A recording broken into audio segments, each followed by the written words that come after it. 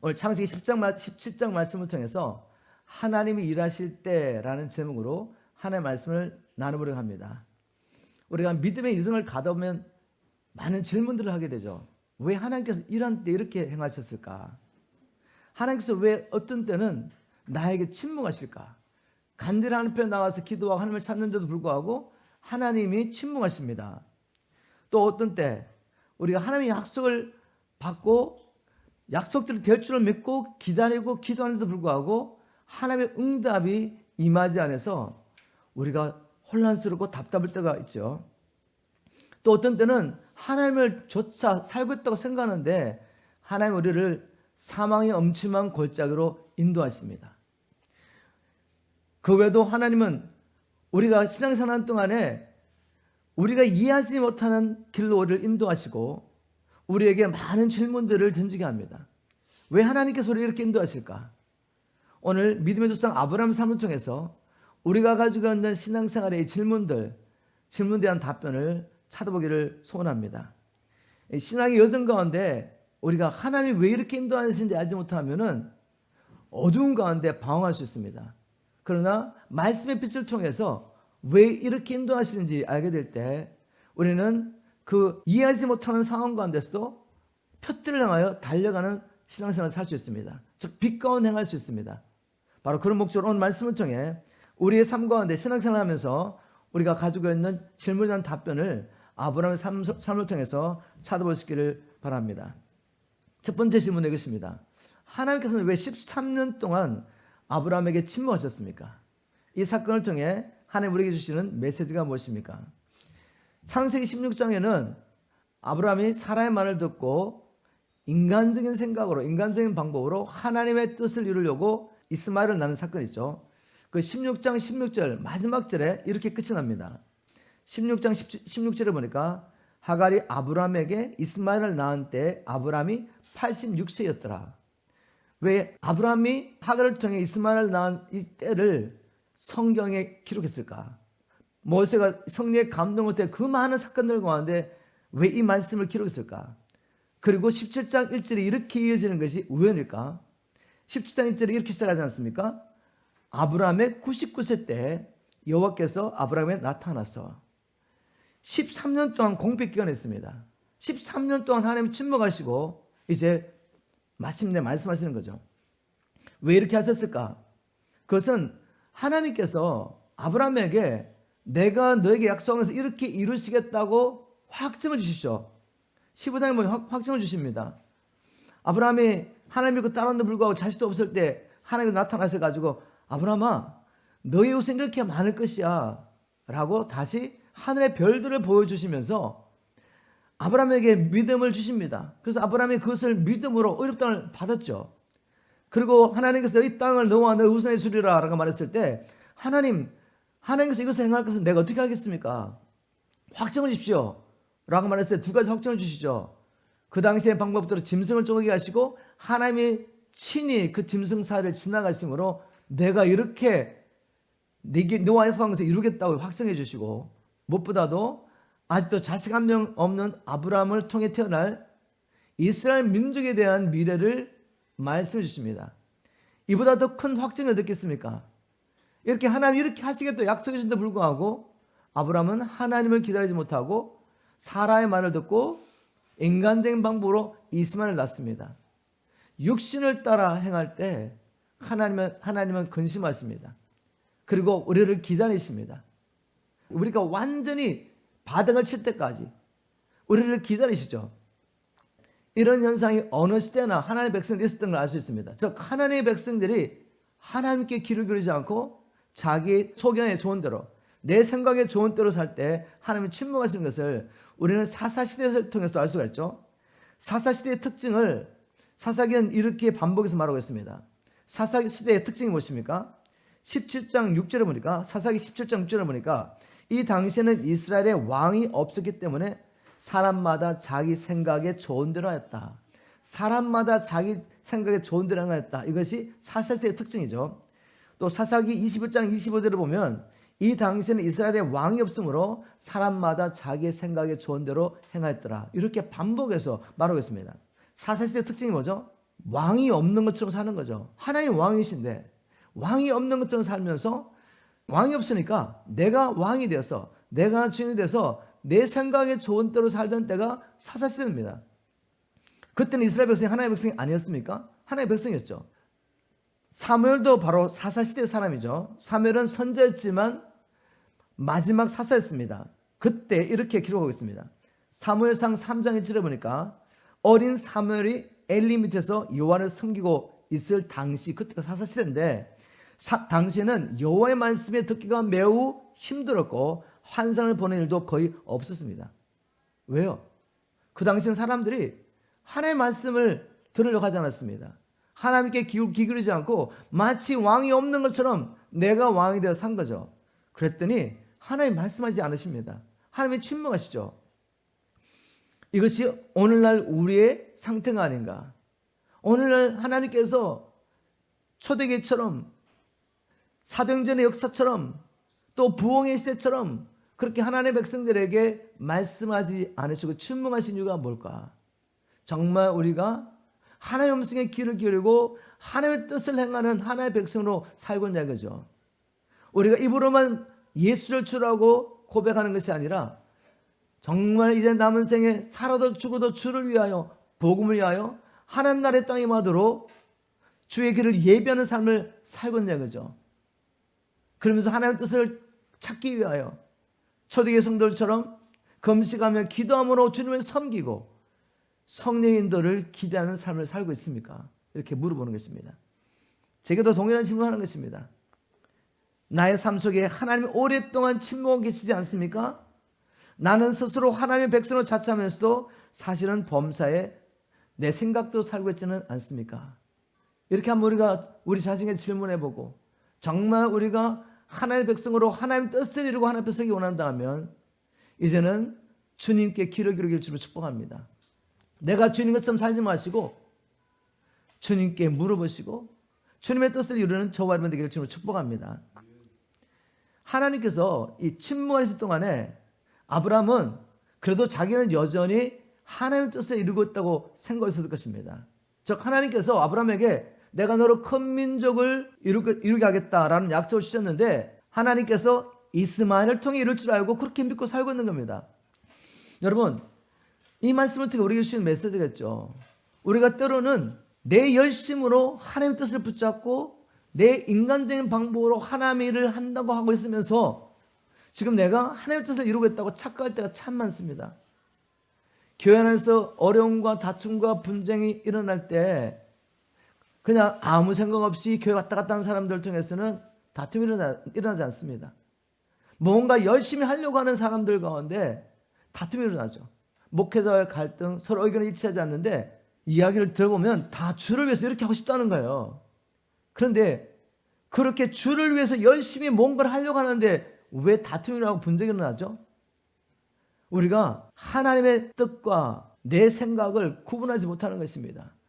분명히 겉으로는 주를 위하여라고 말하고 있지만 그 안에는 뭐가 있죠? 내 생각, 내 욕심, 내 원함이 있습니다.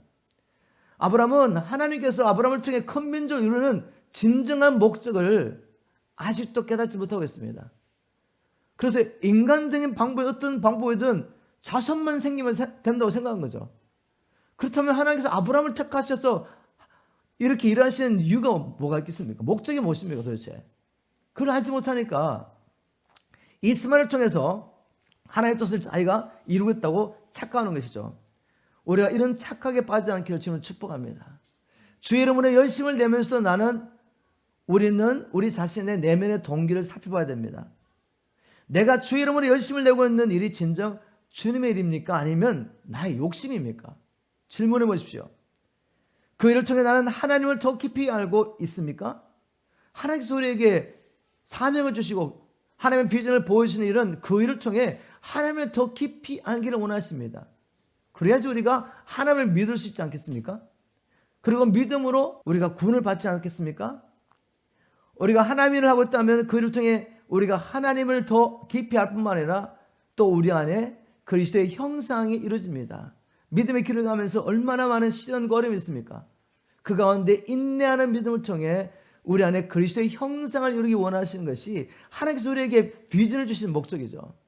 그래서 그 일을 통해 하나님이 드러나고 결국 하나님의 영광을 받으시는 것이 어느 시대나 하나님께서 우리에게 비전을 주시는 목적입니다.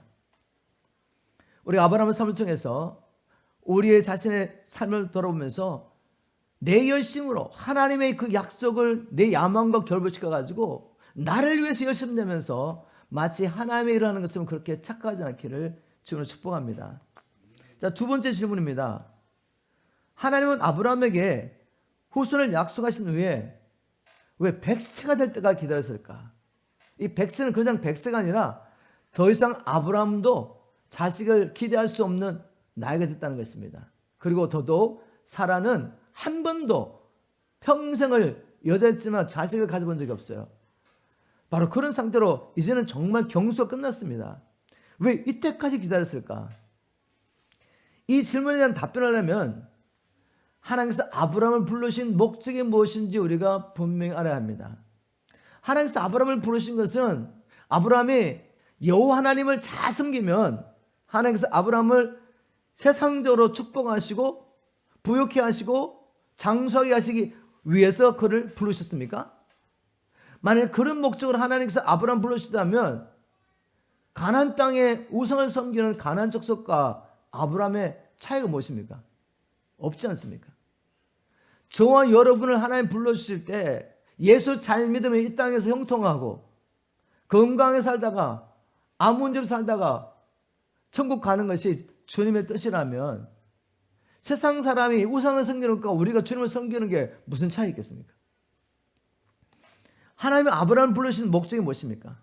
열방 가운데 그를 택하신 것은 먼저 하나님을 아브라함에게 계시하기를 원하십니다. 하나님이 누구신지 하나님을 아브라함에게 계시하기를 원하시고 아브라함이 그 하나님을 믿음으로 하나님께 영광을 돌리고 그 믿음을 통해 그가 의롭다는 받게 되고 또 아브라함이 그 믿음을 통해 하나님을 보이지 않는 하나님을 자기의 삶 가운데 드러낼 때 아브라함을 통해 열방이 주를 발견하는 것입니다. 그래서 결국 아브라함의 구원과 열방의 구원을 위해서 하나님이 아브라함을 불러주신 것이죠. 그래서 하나님의 나라가 하늘에서 이루어진 것처럼 이 땅에 이루어지는 하나님의 나라 이루시려고 아브라함 불러주셨습니다. 우리를 불러주신 목적도 마찬가지죠. 하나님이 살아계심을 드러내기 원하시는 것입니다. 그 하나님은 단지 약속을 지키는 하나님이 아니라 전능하신 하나님이신 것을 아브라함의 삶을 통해 드러내기를 원하시고 아브라함을 통해서 또한 증거하기를 원하십니다. 바로 이를 위해서 하나님께서 아브라함이 100세가 될 때까지 사라가 90세가 될 때까지 기다리신 것이죠. 즉 인간적으로는 도저히 자녀를 생산할 수 없을 그때까지 기다리시고 하나님의 약속을 이루심으로 하나님이 정말 하셨구나, 하나님은 신실하시며 전능하시구나 라고 고백하고 이 일을 증거하기를 원하셨던 것입니다. 바로 이를 통해 하나님의 영광을 받으시고 아브라함은 의롭다함을 받기를 원하신 겁니다. 로마서 4장 18절부터 20절을 제가 한번 읽어보겠습니다. 아브라함이 바랄 수 없는 중에 바라고 믿었으니 바랄 수 없을 때까지 기다리신 겁니다. 이는 내 후손이 이같으리라 하신 말씀대로 많은 민족의 조상이 되게 하려 하심을 인함이라. 그가 100세가 되어 자기 몸에 죽은 것 같음과 사라의 태에 죽은 것 같음을 알고도 믿음이 약해지지 아니하고 믿음이 없어 하나님의 약속을 어심치 않고 믿음에 견고해져서 하나님께 영광을 돌리며, 자, 이 말씀을 잘 묵상해 보면 하나님께서 왜 100세까지 기다리시는지 알 수가 있습니다. 전혀 인간적으로는 하나님의 약속이 이루어지지 않을 것 같은 그때에도 아브라함이 하나님을 믿을 때 어떤 일이 납니까? 하나님이 그 믿음을 통해 영광을 받으시는 것이죠. 하나님의 이름이 높임을 받으시고 영광을 받으셔야 합니다. 그것이 피조물이 존재하는 목적이죠. 그런데 에덴에서 하나님의 이름이 더럽힘을 받았습니다. 아담과 하와가 하나님을 믿지 않고 마귀를 믿고 따라갔을 때 하나님의 이름이 더럽힘을 받은 것입니다. 하나님의 이 영광을 회복하기 원하시죠. 그래서 어떻게 합니까? 아브라함과 사라가 자연적으로는 도저히 자식을 낳을 수 없을 때까지 기다리고 그 바랄 수 없는 중에도 아브라함이 하나님을 믿어드릴 때 그 믿음을 통해 하나님은 영광을 받으십니다. 하나님의 영광을 아브라함을 통해 회복하시죠. 자, 거기서 끝나지 않습니다. 이렇게 우리가 바랄 수 없는 중에도 끝까지 하나님의 약속을 믿으며 하나님께 영광을 돌리면 그 다음에 어떻게 됩니까? 21절 22절 보겠습니다. 약속하신 것을 또한 능히 이루실 줄을 확신하였으니 그러므로 이것을 저에게 의로 여기셨느니라. 바로 이거죠. 아브라함을 불러주신 것은 단지 아브라함이 하나님을 잘 믿을 때 세상적으로 축복하기 위한 것이 아니었습니다. 우리가 100년, 200년을 살면서 땅의 것을 마음껏 누리고도 육체를 벗을 때 하나님께 돌아가지 못한다면, 영원한 하나님 나라에 들어가서 하나님과 영원히 지낼 수 없다면 그것이 무슨 복이 되겠습니까? 영원과 100년, 200년 비교해 보십시오. 하나님이 정말 우리에게 주기 원하시는 복은 무엇인가 하면 이 땅에서 하나님을 믿음으로 하나님 나라를 우리가 경험하고 이제는 그 믿음을 통해 의롭다함을 받게 하심으로 죄인을 의롭게 하시는 하나님의 방법을 믿음으로 우리가 영생을 얻는 것입니다. 하나님의 나라를 유업으로 받는 것이죠. 바로 아브라함이 그것을 발견했습니다. 그리고 바울은 계속 말합니다. 아브라함에게 이런 사건이 일어난 것은 아브라함만 위한 것이 아니다. 23절 24절 저에게 의로 이겼었다 기록한 것은 아브라함만을 위한 것이 아니요 의로 여기심을 받은 우리도 위함이니 곧 예수 우리 주를 죽은 자 가운데서 살리신 이를 믿는 자니라. 하나님께서 이 구약시대 때 아브라함의 삶을 통해서 믿음의 길을 보여주셨죠. 죄인이 어렵게 되는 믿음의 길을 보여주신 것은 바로 우리를 위한 것이라는 거죠. 우리를. 나사렛 예수가 하나님의 아들이라고 믿는 것이 이게 보통 일입니까? 그분이 죽으시고 부활해서 3일 만에 부활해서 성천하셨다는 이 사건을 믿는 것이 이게 사람의 지혜는 믿어지지 않습니다. 말해되지 않는 거죠. 그런데 하나님의 은혜로 이게 믿어지는 거죠. 죽은 예수가 살아나셨고 그분이 하나님의 아들이라는 것을 믿는 우리에게도 하나님께서 의롭다 하신다는 것을 보여주기 위해서 아브라함을 본으로 삼으신 것입니다. 아브라함은 바로 우리에게 죄인인 우리가 어떻게 구원을 받을 수 있는지 보여주시기 위해서 하나님의 택하신 사람인 거죠. 그의 삶을 통해 증거하셨습니다. 여러분, 우리도 동일한 목적으로 우리를 불러주셨어요. 우리에게 뭔가 약속하실 때 우리는 빨리 그 약속을 취하기 원하지만 그 잘못된 동기를 하나님은 정결케 하기 원하십니다. 하나님이 주시려면 뭐 당장 주시지 않겠습니까? 자기 아들을 아끼지 않은 우리를 위해서 주셨는데 꼴난 세상의 것 뭐 하나 우리가 구한다고 하나님이 안 주시겠어요? 주시죠. 근데 주시는 게 목적이 아니에요. 하나님은 우리가 이 사건을 통해 하나님을 알기를 원하고 하나님을 믿어드림으로 우리가 하나님 앞에 의롭다함을 받기를 원하십니다. 더 큰 믿음으로 이제는 우리가 이 믿는 하나님을 세상에 드러내고 증거함으로 우리를 통해 구원하기 원하시는 하나님 택하신 영혼들을 하나님 앞에 돌아가기를 원하시죠. 이것을 위해 우리가 살아 있습니다. 이것을 꼭 마음에 기억하시길 주님으로 축복합니다.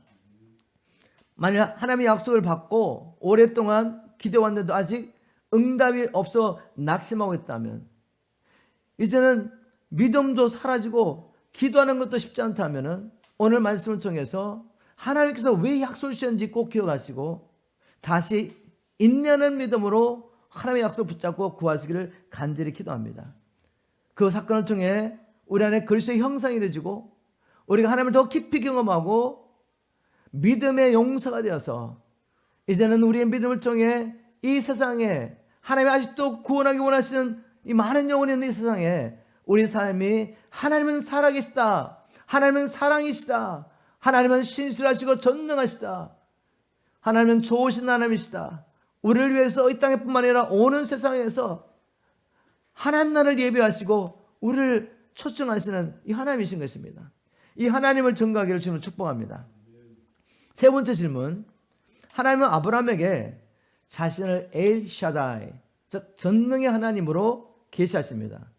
100세가 됐을 때 나타나셔가지고, 왜 이렇게 100세가 돼서 나타나셔가지고 다시 약속을 재확인하셨을까?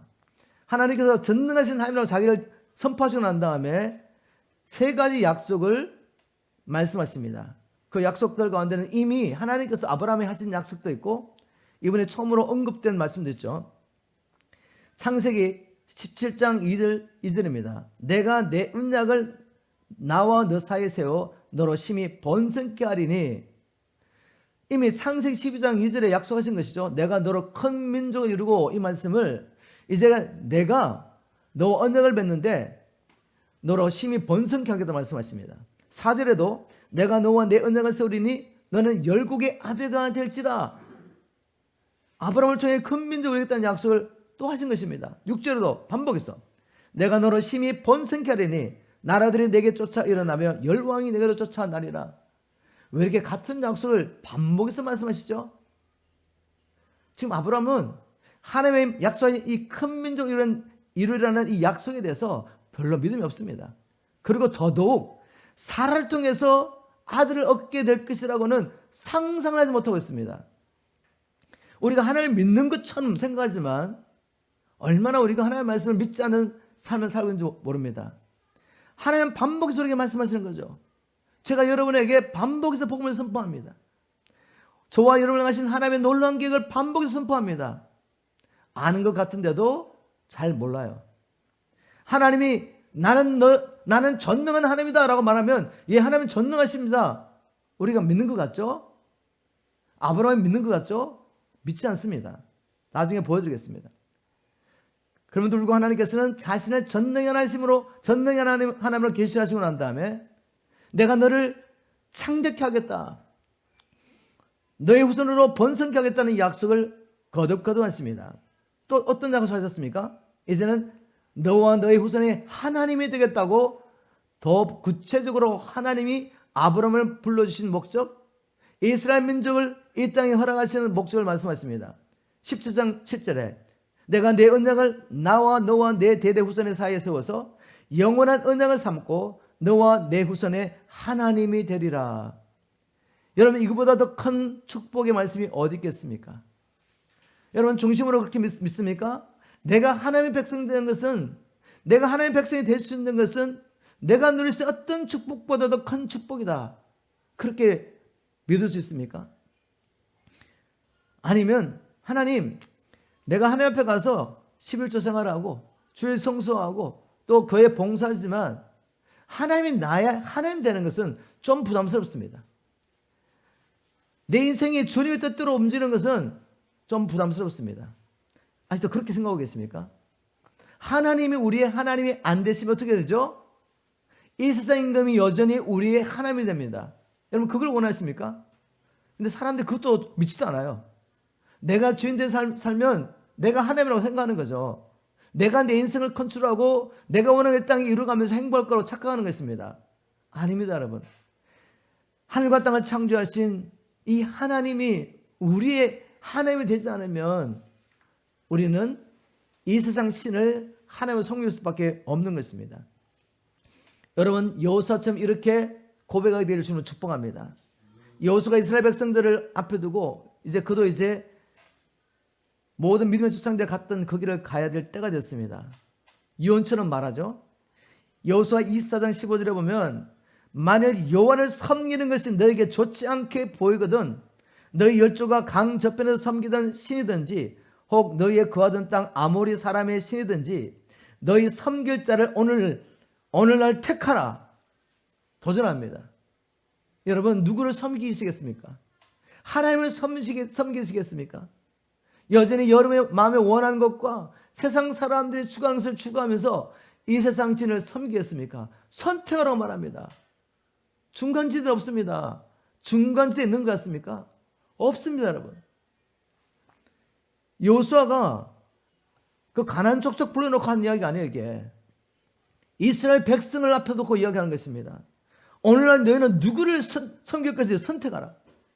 그리고 이렇게 선포합니다. 오직 나와 내 집은 여호와를 섬기겠노라.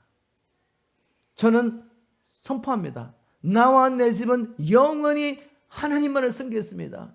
주 예수 그리스도를 나의 왕으로 섬기겠습니다. 여러분, 그렇게 고백할 수 있습니까? 마음의 중심에서. 성령이 계시면 가능합니다. 성령이 계시면. 내가 부족하고 연약하고 쓰러지지만 내 마음의 중심은 주님 오직 하나님 한 분만을 위해서 내가 생명을 드리기 원합니다. 나의 왕 나 예수께 충성을 맹세합니다. 우리 이렇게 고백할 수 있어야 돼요. 그래야 진짜입니다. 이런 고백하지 못하고 하나님을 믿는데 여전히 계산하는 것이죠. 내가 이렇게 하나님께 헌신하고 기도하고 금식하면 하나님이 이런저런 것들을 나를 위해 해줄 거야. 우상숭배. 금송아지 만들어 놓고 이게 여호와 하나님이라고 외쳤던 이스라엘 민족과 뭐가 다르겠습니까? 이 왜곡되고 잘못된 신앙에서 빠져나오셔야 됩니다. 나의 하나님, 하늘과 땅을 창조하신 그 하나님이 나의 하나님이 되겠다고 약속해 주는 것이 얼마나 큰 축복인지 몰라요. 하나님 아브라함에게 이걸 약속하셨습니다. 그리고 또 세 번째는 땅을 약속하셨죠. 17장 8절 내가 너와 내 후손에게 너희 일관의 이 땅 곧 가나안 일경으로 주어 영원한 기업이 되게 하리니 나는 그들의 하나님이 되리라. 땅을 약속하시며 다시 한번 내가 그들의 하나님이 될 것이라고 약속하셨습니다. 하나님께서 약속하신 말씀을 자세히 보면 뭘 강조하냐면 내가 하겠다고 말씀하시죠. 하나님이 하시겠대요. 하나님이 이스라엘 민족을, 하나님이 아브라함을 큰 민족으로 이루겠다. 하나님께서 아브라함에게 너와 너의 후손의 하나님이 되겠다. 내가 이 가나안 땅을 너희들에게 기업으로 주겠다. 영원한 기업으로 주겠다고 내가 하겠다라고 말씀하셨죠. 우리가 이것만을 강조하면 어떻게 생각하냐면 그래 나는 그냥 예수 믿으니까 나는 가만히 있으면 그냥 하나님이 하시는 거야. 내가 하는 것은 곧 또 내 의야. 이렇게 착각하시면 안 돼요. 성경을 자세히 보세요. 하나님 어떤 약속을 하실 때는 반드시 그 약속의 수요자가 또 해야 할 일이 있습니다.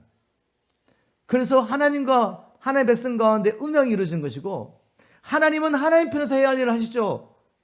우리가 아브라함이 무슨 능력이 있어가지고 백세가 되는 아브라함을 통해서 그리고 사라를 통해서 자식이 나가지고 이 자식이 이스라엘 민족이 이룰 수가 있겠습니까? 우리가 무슨 능력에서 죄인의 우리가 하나님 앞에 서서 하나님을 섬기는 하나님의 백성이 될 수가 있겠습니까? 우리가 무슨 능력에서 이 땅을 정복하며 이 땅을 기업으로 영원히 누릴 수가 있겠습니까? 이거 우리가 할 수 없는 일이죠. 그래서 하나님이 하시겠대요. 그런데 우리가 하나님의 계획과 전혀 관계없는 삶을 사는데 그냥 하나님이 창세전에 예정하시고 사랑하셔서 택했기 때문에 그냥 됩니까? 여러분 그런 신앙은 잘못된 신앙이죠. 하나님의 말씀 가운데 그런 부분을 찾아가지고 강조하면 그렇게 보입니다. 근데 성경을 자세히 보세요. 그 다음에 하나님께서 뭐라고 말씀하십니까? 9절에 보니까 하나님이 또 아브라함에게 이랬을 때 그런즉 내가 이렇게 할 거니까 그런즉 너는이라고 말씀합니다. 너는 내 언약을 지키고 내 후손도 대대로 지키라. 내가 이 일을 할 수 있도록 너는 언약을 지키라는 말씀하시죠. 개역 성경에는 그 의미가 잘 나타나 있지 않지만 다른 번역을 살펴보면 하나님의 의도가 분명히 나타납니다. 내가 이걸 할 거야. 그런데 NIV 보면 as for you 너로서는 이렇게 말합니다. 네가 해야 되는 이건 거야. 너는 언약을 지켜야 된다. NLT는 더 분명히 이렇게 말합니다. Your responsibility is 너의 책임은 이거야. 내가 너와 너 후손에게 약속하신 것이 이루어질 수 있도록 Your responsibility is 너의 책임은 이거다. 네가 해야 할 일은 이것이다. 여러분 하나님께서 우리에게 이렇게 약속하셨음에 불구하고 우리가 그 하나님의 약속을 누리지 못한 이유 아시겠습니까? As for you를 기억하지 않는 겁니다. 너로서는 Your responsibility is 너의 책임은 우리가 해야 할 일을 하잖아요. 그리고 또 왜 하나님이 약속하신 걸 이루지 않느냐고 생각하면 자꾸만 믿음이 무너지겠단 말이죠. 하나님께 원망하고. 아닙니다, 여러분. 우리로서는 하나님께서 말씀하신 것을 언약을 지켜야 합니다. 아브라함에게는 그 당시 할례를 하는 것이었습니다. 또 이 할례를 하는 것이 뭔가를 또 나누자면 시간이 많이 걸리니까 오늘은 그냥 넘어가고 중요한 이것이죠. 그냥 몸에 할례를 하는 그 자체가 아니라 하나님께서 말씀하신 것을 순종하는 것입니다. 하나님의 백성된 증거로서 하나님께서 그 당시에 이스라엘 민족 말고도 가나안 족속들도 할례를 행하고 있었습니다. 그 이미 이루어지고 있는 행위를 그냥 가지고 오셔가지고 이 행위가 가나안 족속이 어떤 목적을 하는지 모르겠지만 너와 내 사이에는 그리고 너와 너의 후손이 나의 백성된 증거가 몸에 할례였어요. 그걸 볼 때 나는 하나님의 백성이라는 것을 기억하게 하는 것입니다. 그래서 이 할례를 행하는 것을 통해 하나님과 언약을 맺게 됐죠. 우리에게는 하나님 주신 말씀이 무엇이겠습니까? 우리가 하나님 백성된 증거가 무엇이겠습니까? 물론 우리가 예수를 믿고 난 다음에 침례 행합니다.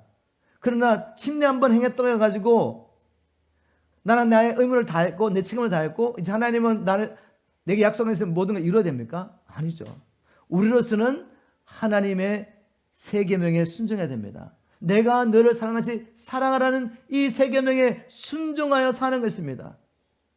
너는 가서 모든 족속 제자를 삼으라는 이 말씀을 믿고 하나님께서 나와 함께 하심으로 이 일을 하실 줄 믿고 우리가 나가서 복음을 전하는 것이죠.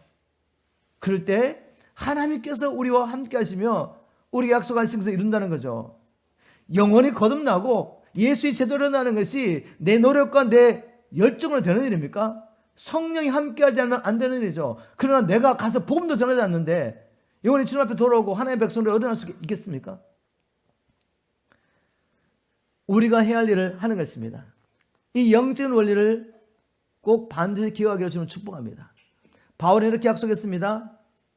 갈라디아서 3장 29절에 여러분이 만일 그리스도에게 속한 사람이면 여러분은 아브라함의 후손이며 하나님이 약속하신 것을 받을 상속자들입니다. 지금 창세기 17장에 하나님이 약속하신 이 약속, 내가 너로 번성케 하겠다, 이 약속이 우리에게 주신 약속이란 말이에요. 그리스도 안에 있는 우리에게 하나님 우리 한 사람 한 사람을 통해서 많은 영적인 후손들을 열방 가운데 이렇게 원하십니다. 여러분 아멘입니까? 저는 아멘입니다. 제가 종교로 살 때는 이런 걸 몰랐지만 주를 만나고 성령의 능력체를 경험한 다음에 이것을 붙잡았습니다. 하나님 제게 열방을 주셨군요. 우리 코리안 디아스뿐만 아니라 열방을 섬길 수 있는 기회를 주셨군요. 특권을 주셨군요. 취했습니다. 그래서 열방을 가게 되는 거죠. 지금도 밟지 못하는 땅을 위해서 제가 기도합니다. 하나님 이 땅에서 들어가서도 복음 전할 수 있게 도와주십시오. 주님 오시는 그날까지 주님 이 땅에 들어가게 해달라고 주님 앞에 간절히 기도하죠. 이 땅에서 이런 제자들이 일어나게 이만큼의 제자들이 일어나게 해달라고 저는 개인적으로 기도합니다. 하나님 North America, South America, Europe, 아시아, 아프리카 하나님 앞에 기도합니다. 각 5대 6대주마다 주의 자녀들을 일으켜 주십시오 라고 기도합니다. 왜? 이건 예수가 아니라 내게 주신 약속이기 때문에. 여러분 이 모든 약속이 우리 약속입니다. 우리가 해야 할 하나님의 말씀에 순종하는 이 일을 우리가 해야 하는 것입니다. 자, 그런데 순종하는 게 또 우리의 힘과 능력으로 불가능해요. 우리가 결단하고 순종해야 되지만 하나님의 말씀에 순종하려면 뭐가 필요하죠? 하나님을 사랑해야 합니다. 그런데 그 사랑이 또 우리에게 없다는 말이에요. 그래서 어떻게 하셨습니까? 사랑은 우리에게 있는 것이 아닙니다. 우리가 먼저 하나님을 사랑할 수가 없습니다. 그래서 하나님께서 자기 아들을 우리의 죄를 위한 화목제물로 내어주심으로 먼저 우리를 사랑하신 것이죠. 바로 그 사랑을 우리가 깊이 깨달아야 합니다.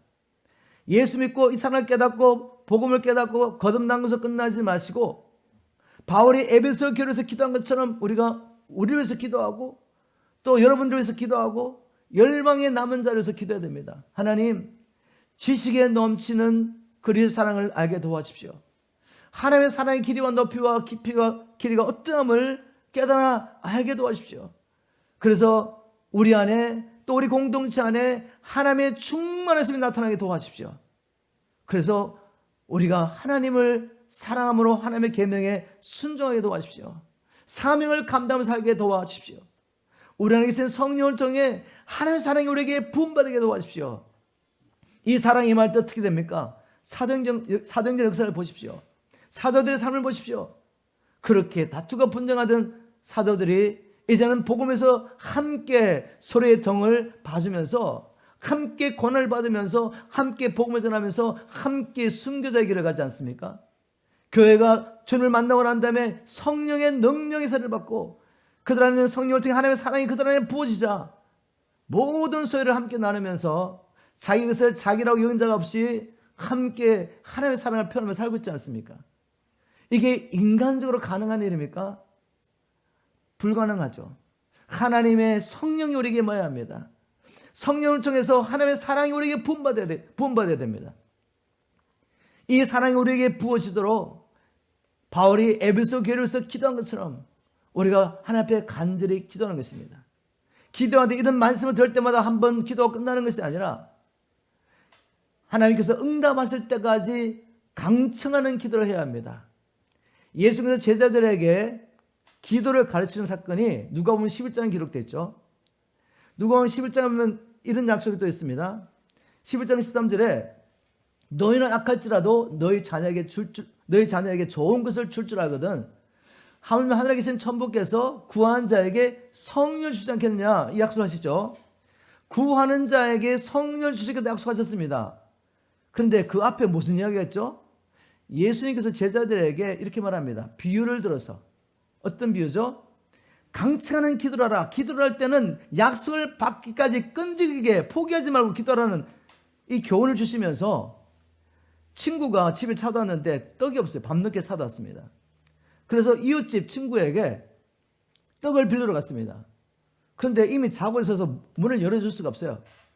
그 당시 유대 사회는 그냥 조그만 터 안에 이제 잠을 자려고 다 누우면은 문이 저 앞에 있기 때문에 사람을 밟든지 가야 되니까 문을 열어줄 수가 없습니다. 아주 좁은 공간에서 함께 생활하기 때문에.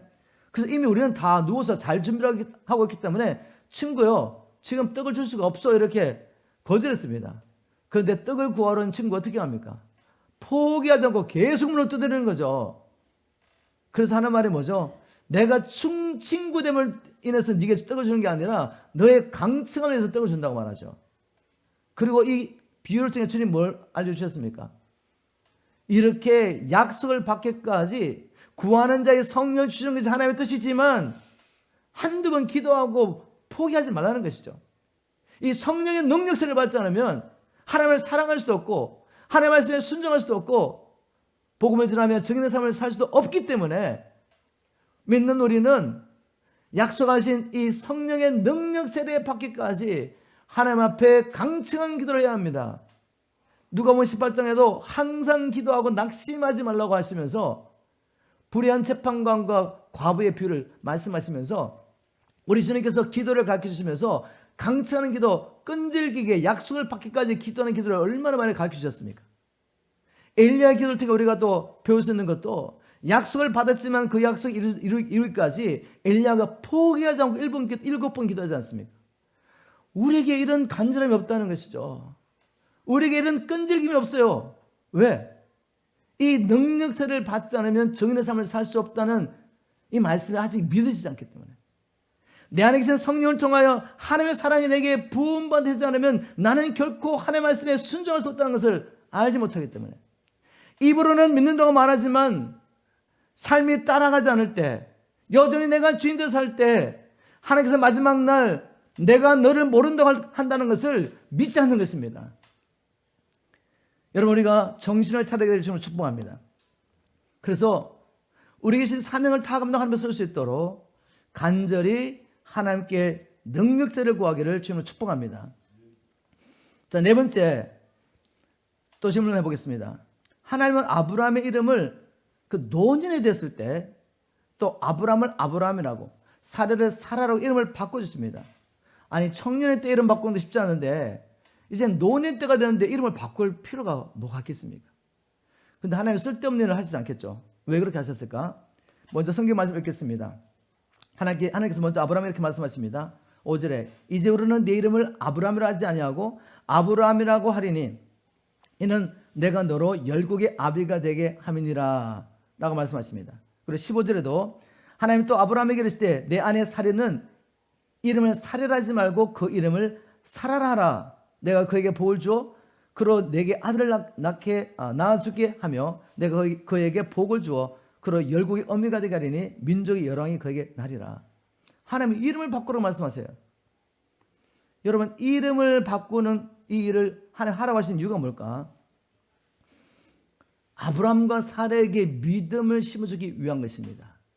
지금 하나님 어떤 계획을 가지고 아브라함을 찾으셨죠? 아브라함이 99세가 됐을 때 아브라함과 사라가 전혀 기대하지 않았던 방법, 생각지도 못했던 방법, 상상도 못했던 방법으로 하나님께서 아브라함에게 주신 약속, 내가 너로 큰 민족을 이루게 하겠다는 이 약속을 이루러 오셨습니다. 바로 한 번도 자식을 낳아보지 못했고 이제 90세가 된 사라를 통해 이삭을 주시기 위해 오신 것입니다. 그런데 아브라함과 사라가 그것을 믿을 믿음이 없어요. 지금 믿음 어떻게 옵니까, 여러분? 믿음은 들음에서 옵니다. 들음에서. 하나님의 계획을 반복해서 기억하도록 하나님께서 이름을 바꾸신 것이죠. 아브라함은 종기의 아버지입니다. 이것도 아주 귀한 이름이지만, 아브라함아, 나를 향한 너의 계획은 네가 열국의 아비가 되는 거야. 그리고 놀랍게도 네 아내를 향한 나의 계획은 네 아내 사라, 한 번도 자식을 낳아보지 못한 이 사라가 열국의 어미가 되는 것이야. 이걸 믿어야 하는 것입니다. 그래서 하나님께서 이름을 바꾸러 가십니다. 이름을 바꾸어서 그 이름을 선포하면서 믿음이 생기도록, 하나님의 뜻을 기억할 수 있도록. 그리고 또 다른 방법이 있죠. 이 사건을 통해서, 사라를 통해 이삭을 낳는 이 사건을 통해 아브라함과 사라에게만 하나님을 계시하는 것이 아니라 아브라함과 사라가 믿는 하나님이 참 하나님인 것을 이웃도 열방도 알게 하셔야 돼요. 그래서 이름을 바꾸라 하신 것입니다. 이제 어떤 사람이 아브라함 이렇게 부르면, 친구요, 내 이름은 아브라함이 아니고 아브라함이야 라고 말합니다. 그럼 친구가 묻지 않겠습니까? 아니, 왜 너 이름이 아브라함이 아니고 아브라함이냐? 하나님께서 이야기하는 겁니다. 나를 열국의 아비가 된다고 하셨어. 그리고 또 사라에게도 하지 않겠습니까? 하나님이 사라의 이름도 바꿔주셨어. 사라를 사라로 하셨어. 사라를 통해 하나님께서 내게 자식을 주시겠대. 그리고 이름까지 주셨어. 이삭이라고. 여러분, 이거 이야기하는 게 쉬운 일이겠습니까? 여러분이 아브라함 입장이라면. 그런데 아브라함은 바랄 수 없는 중에 바로가 믿고 하나님께 영광을 돌렸답니다. 성경도 보니까 아브라함이 아브라함을 아브라함이라고 이름을 바꿨습니다. 사라를 사라로 바꿨단 말이에요. 그래서 아브라함뿐만 아니라 아브라함의 이웃과 열방이, 아브라함 있는 하나님은 살아계신 하나님, 신실하시고 전능하셔서 약속하신 것을 반드시 이루시는 하나님인 것을 알고 믿게 했던 것입니다. 여러분, 그리스도 안에서 우리 이름이 바뀐 걸 아십니까?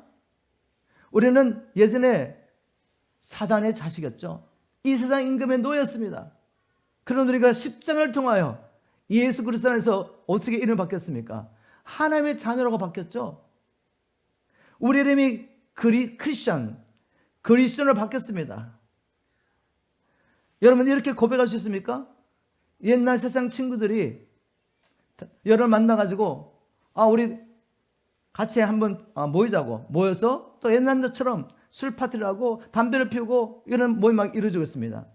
그런데 여러분, 이제는 예수를 믿기 때문에 이 내 몸 안에 하나님의 성전이 거하기 때문에 이 성전을 더럽히지 않기 위해서 술을 마시는 것과 담배 피우는 것을 거부하면서 이렇게 말할 수 있습니까?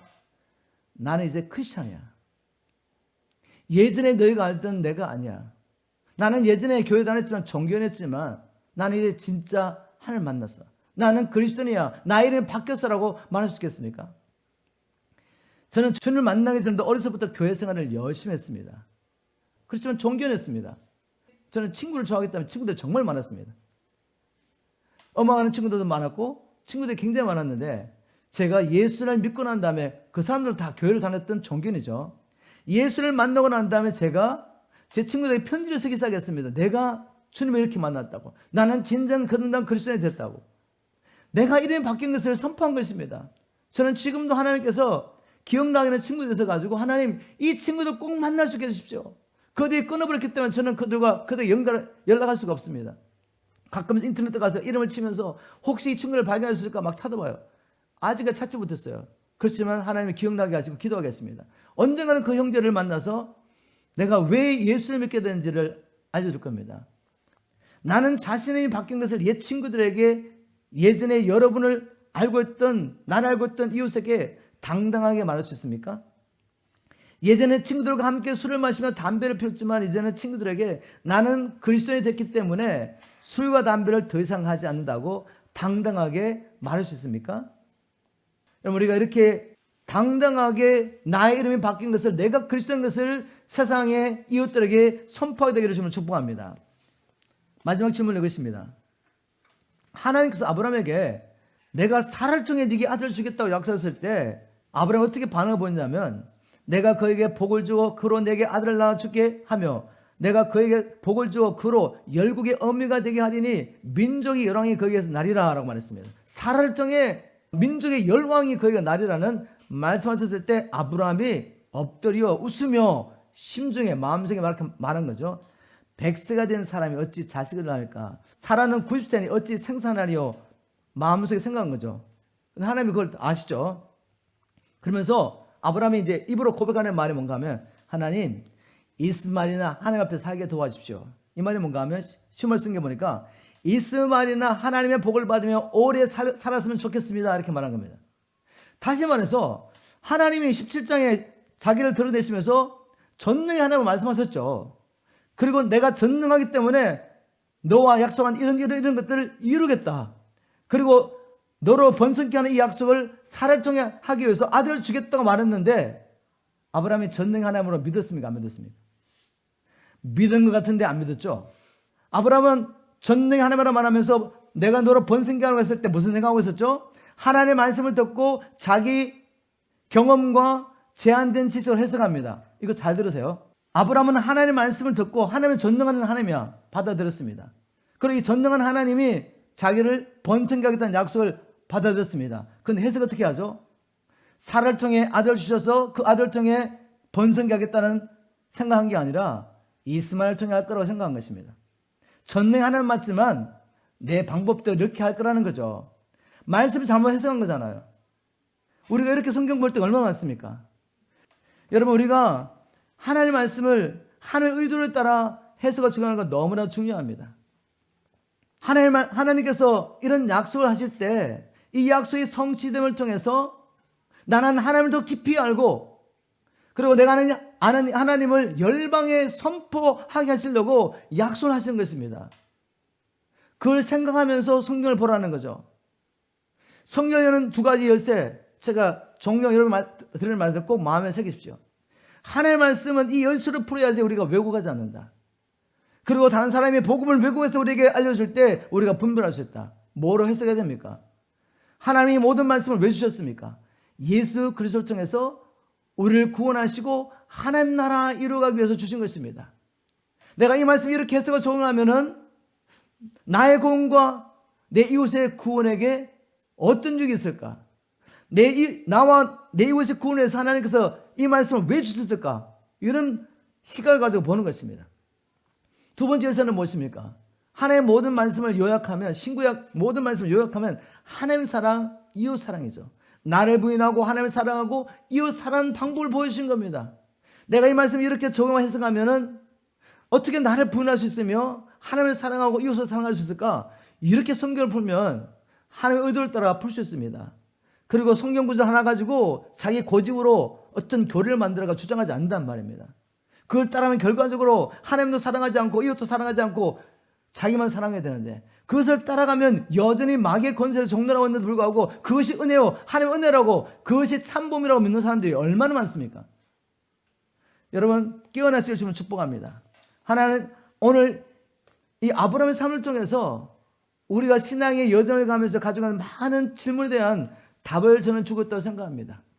우리의 잘못된 신앙관을 수정해 주시고, 우리가 하나님을 믿는 목적이 무엇인지 분명히 알려주시면서, 우리가 믿음의 여정 가운데서 우리가 이해하지 못한 상황 가운데서 흑암 가운데 어두운 가운데 행하는 것이 아니라 이 말씀의 빛 가운데 행하면서 이해할 수 없지만 그러나 분명한 표들을 바르며 달려가라고 이 말씀을 주셨습니다.